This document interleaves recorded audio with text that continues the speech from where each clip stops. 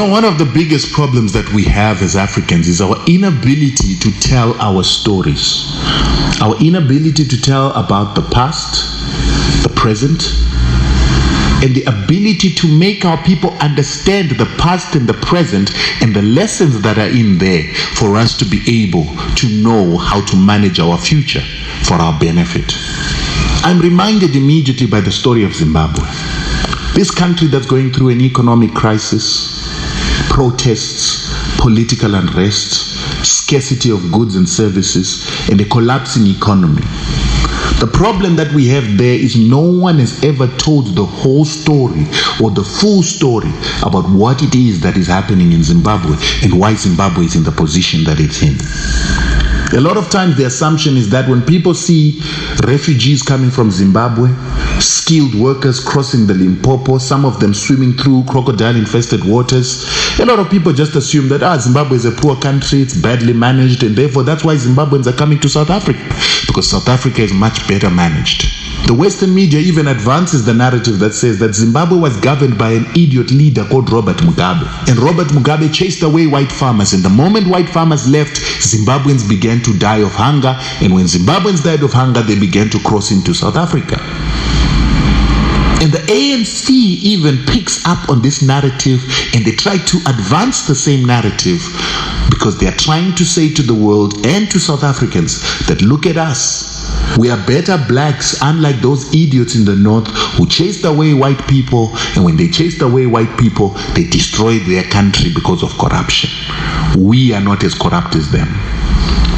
But what is sad is that the ANC understand that the true reason why Zimbabwe is where it's at is not because of corruption, mismanagement, and all these other reasons, but it is because Zimbabwe has been at war with the most powerful nation in the world for the past 18 years. The ANC fully understands that the Americans, the Europeans, Canadians, and Australians united and instituted war on Zimbabwe to try and destroy it and stop it from decolonizing, because they feared that if Zimbabwe succeeded to decolonize, it would influence South Africa. The ANC also understand that they have been complicit in the destruction of Zimbabwe, in the aspect that when Zimbabwe has been getting destroyed by this warfare, the South African government accepted money that was laundered out of Zimbabwe by Rhodesians, Britons, Americans, and the imperialist powers that were in Zimbabwe to be transferred from South Zimbabwe into South Africa. And they even offered those very same people who were stealing and illegally externalizing money from Zimbabwe into South Africa, they gave them citizenships and permanent residencies. The ANC also understand that they have never stopped voting with the Americans in the UN, even though they knew that the Americans were destroying the Zimbabwean economy and they were cannibalizing that economy. We saw the ANC also sabotaging Libya when Jacob Zuma went and signed an agreement that allowed the no-fly zone in Libya, which resulted in Gaddafi getting removed. The ANC has been complicit in helping imperialists to destroy any nation that wants to decolonize on the African continent. Now, it's therefore important for you to understand that Zimbabwe has been at war with the United States government, the Europeans, Canada, and Australia for the past 18 years, and that is the reason why the economy of Zimbabwe is where it is. The very first form of sanctions that were imposed on Zimbabwe was imposed in 2001 when Zimbabwe began its land reform program without compensation. This is a land reform program that was started after the British government refused to stick to the agreement of it paying 50% for all land that the Zimbabwean government would pay for or buy from white farmers. Robert Mugabe, when he initiated the independence of Zimbabwe, agreed to buy land at a 50-50 split with the Britons, Americans, and the Europeans. But over time, the British and the Americans were no longer interested in allowing land to be taken. because most of the land that was owned in Zimbabwe was not owned by farmers, but by British companies, American companies, and very wealthy royal family members.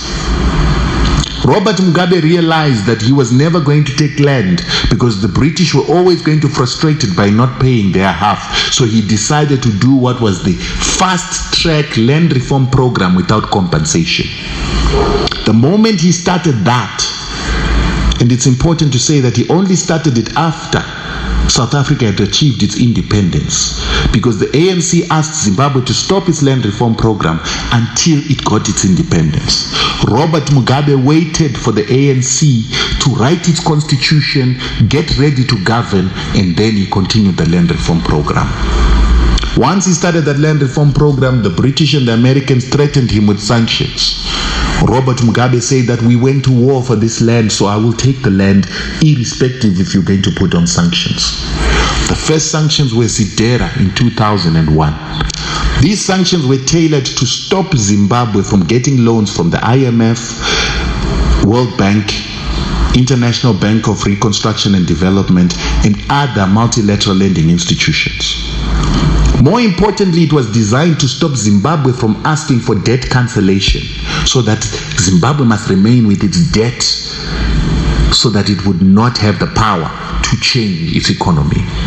So they refused Zimbabwe the right to cancel debt. And Zimbabwe had a number of debts that they could have asked for cancellation. For instance, the colonial debt that Zimbabwe inherited of $800 million, which is $3 billion today, that the Rhodesian government utilized to buy weapons to stop our parents from getting independence. Zimbabwe could also ask the cancellation of debt for all the money that it had to borrow from the IMF to build schools, hospitals, roads, bridges, and all other facilities and services that were required for the majority of the population. Zimbabwe could ask for the cancellation of that debt because that debt was incurred, yet it was supposed to be incurred by the colonizer during their colonialism, according to the ICESPRO Treaty, the UN Charter, and to a certain extent, the League of Nations Chapter 11, that said that all colonizers had the right to improve the lives of non-self-governing peoples by giving them education, healthcare, and institutions that teach them about their human rights.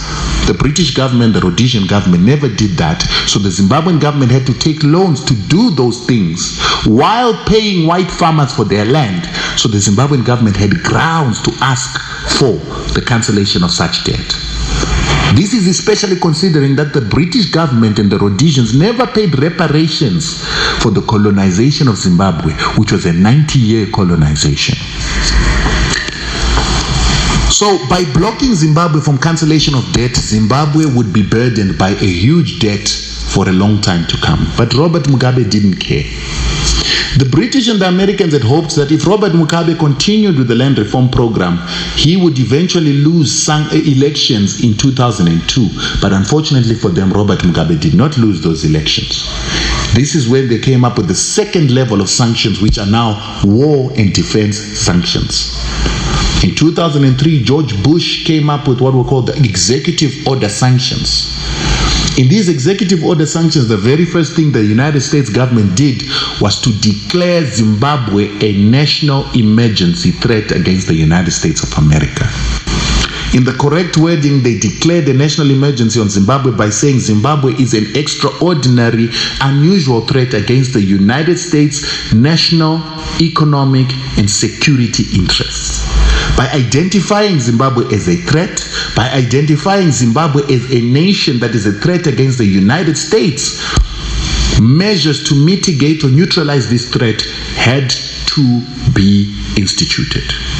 In other words, you have to understand that by declaring Zimbabwe a national threat against the United States was literally declaring war against Zimbabwe. And the measures that they came up with to manage or mitigate this threat were two acts: the National Emergency Act and the International Emergency Economic Powers Act. The International Emergency Economic Powers Act was an act that attacks the enemy with economic weapons. financial weapons.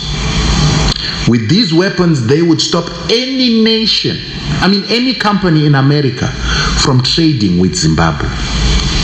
More importantly, they would stop any of their financial institutions from transferring or processing any transfers or payments to any Zimbabwean government company, to the Zimbabwean government, or to the Zimbabwean banking system, therefore isolating Zimbabwe from the international banking system. You've got to understand that 70% of all financial transactions in the world go through the SWIFT system. And the SWIFT system mainly uses the reserve currency, which is the United States dollar, and that automatically means that most transactions are done through the American banking system, and Zimbabwe would be isolated from that.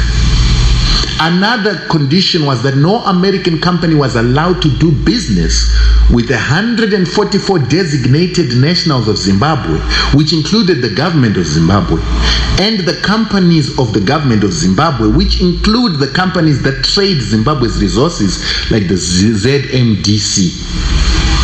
With that, they basically say isolated Zimbabwe from international trade.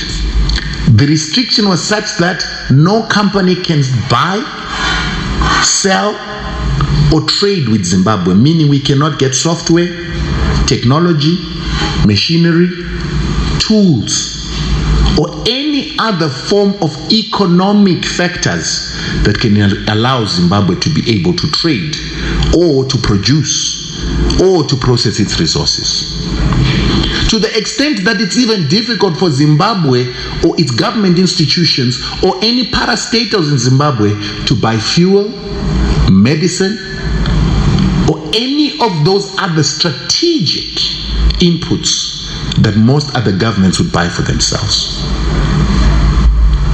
What this also did is that the American government also said not only are American companies restricted, but any other company that wants to do business with the American government would also have the same restrictions. Because when you want to come and do business with the United States, but you've been doing business with any country that is under US sanctions, you could be investigated, assets can be confiscated, and the directors of your companies can be arrested the moment they go into the United States or any related countries or partner countries, like what has happened right now with the Huawei executives that are being arrested for doing business with Iran. The very same sanctions on Iran are the ones that are on Zimbabwe. The very same sanctions that were on Iraq and Libya are the ones that are on Zimbabwe. And this is what it is that people have to understand. So the United States government put a restriction to say no company in America and no company wanting to do business in America can do business in Zimbabwe for anything over $50,000 without a license from the United States president. And for those companies that choose to do business in Zimbabwe, at any time the United States president can give an instruction for any company in America and any company doing business in America to be investigated for contravening its sanctions and have its assets frozen, have its monies confiscated, and potentially its directors arrested and jailed for over 20 years. This is why it's become so risky for anybody to invest in Zimbabwe, and that's why investment is not coming into Zimbabwe, because there are punitive measures that have been instituted by the United States, her European partners, Americans and Australians to stop any business taking place between European Western nations and Zimbabwe, and even Asian nations that want to do business in Europe and America trading with Zimbabwe. The South African government understands this well, but they also know that these very same rules are the reason why Libya was destroyed economically before it was destroyed militarily by the Americans. And this is where the most important part comes. The National Emergency Act, on the other hand, gives America the power to deal with Zimbabwe militarily. by the executive orders that declared war on Zimbabwe, or that called Zimbabwe a national emergency threat against America, American troops can be put on Zimbabwean soil without the American president needing to go and ask permission from Congress. After he's put his troops on Zimbabwean soil, all he has to do is give an update to Congress every single 3 months about what it is that is going on in Zimbabwe. So Zimbabwe is already in a war that is also military. The only thing is that America hasn't yet put its troops on Zimbabwean soil. But because America has not put its troops on Zimbabwean soil does not mean that America is not undertaking military action in Zimbabwe, because military action can include secret service people that are sabotaging on the Zimbabwean soil. And right now you've got issues of cholera that have been happening in Zimbabwe. The last time we had a huge cholera and anthrax outbreak in Zimbabwe was during our liberation war, when Rhodesian soldiers that were backed by US mercenaries, British mercenaries, were putting anthrax, and the biggest anthrax outbreak in Africa and in the world was because those anthrax spores were being put in our water bodies by these British and Rhodesian troops that were in Zimbabwe. Today we've got a cholera outbreak. How do we know that that cholera outbreak is not being caused by the Americans, as was done by the Rhodesians, who also caused cholera during our liberation struggle? There are many other ways that the Zimbabwean economy is being sabotaged, where Zimbabweans have the money, but there's all of a sudden a scarcity of goods. But Zimbabweans have got both US dollars and the Zimbabwe currency to buy goods and services. Why are there no goods and services in the country? There are cartels controlling the fuel industry, cartels that are said to include white monopoly capital from South Africa, Trafigura, what do we call this company, Glencore. Those are now international global companies. Part and parcel of the sabotage that is affecting Zimbabwe. It is important for South Africans to understand what is happening in Zimbabwe, because the very same sanctions have been designed to be applied on South Africa if South Africa radically economically transforms the economy, or if South Africa chooses to take land without compensation. The ANC government know this, but they have been silent.